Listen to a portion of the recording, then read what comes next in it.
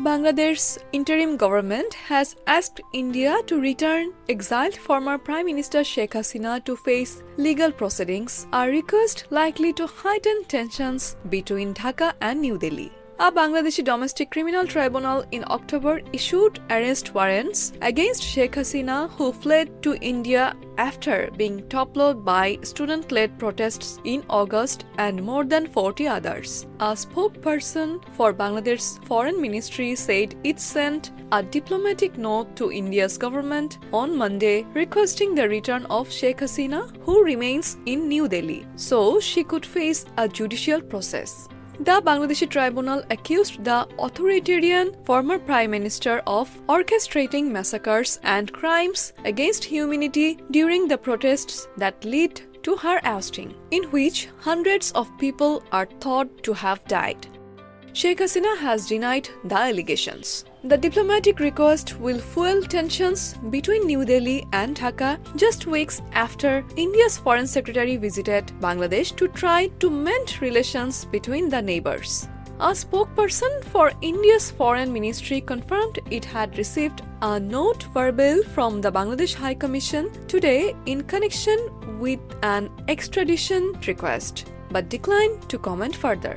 Sheikh Hasina's dramatic toppling roused suspicion and concern in New Delhi, which has historically supported her Awami League, Bangladesh's oldest and biggest political party. Rivals and rights groups have accused the Awami League of extrajudicial killings, bending state institutions to its whim, and rigging elections.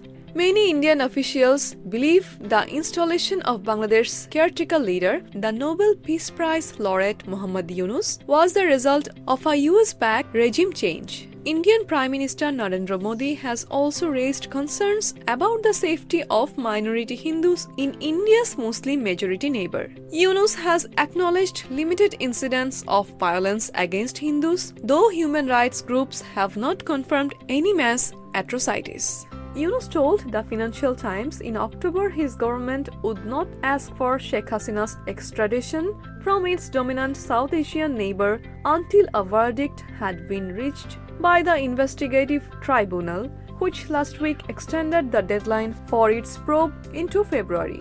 But last month, Yunus called for her return following the arrest of dozens of former Bangladesh government officials and regime associates. In an address, he said, "We will seek the extradition of the ousted autocrat from India." While Sheikh Hasina has not been seen in public since she left Bangladesh, she made a broadcast address earlier this month accusing Yunus, with whom she has long feuded, of being the mastermind behind the violence and her removal.